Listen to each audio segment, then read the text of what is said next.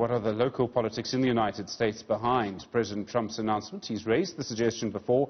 Few thought he would actually take such a dramatic step. Joining us via Skype to discuss this is Wits University's Dr. Bob Wekesa, head of the African Center for the Study of the United States. Dr. Wekesa, good afternoon to you. Thank you for your time today.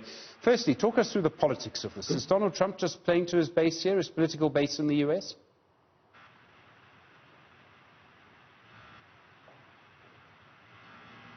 Good afternoon. I can't seem to get you properly, but I suppose it's all about the implications of all this. And I think it's clearly a geopolitical matter that we are watching here.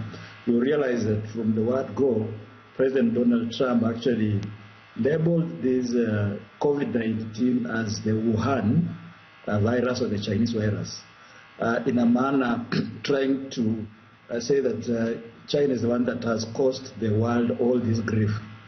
This actually has a back play on the U.S. because the President, Donald Trump, is facing a very tough election against Joe Biden come November.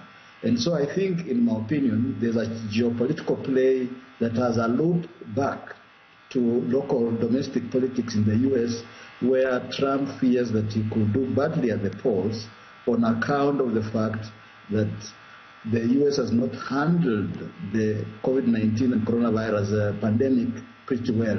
If you look at the numbers, as you clearly were stating earlier, the U.S. has the highest number of infections as well as the highest number of fatalities. At the same time, I mean, he is now with the Republican Party. The Republicans in the United States have long questioned the United Nations. The US and the United Nations have a very difficult relationship, and the World Health Organization is part of the UN. Certainly, I think you remember that Trump did pull out the US from the Paris Agreement, which was signed in 2015 with Barack Obama and former President in the lead. The US has also pulled out of the Iran clear deal. And therefore, this is not anything new. In fact, it actually just shows that Trump is very keen to implement the America First mantra, or policy for that matter, at whatever cost. And in this particular respect, he has no qualms at all, shredding and turning away and retreating from the U.S. as long as it has some political capital at home, as long as it speaks to his right-wing base in the U.S. I think he's lost quite a bit of points that he could argue out.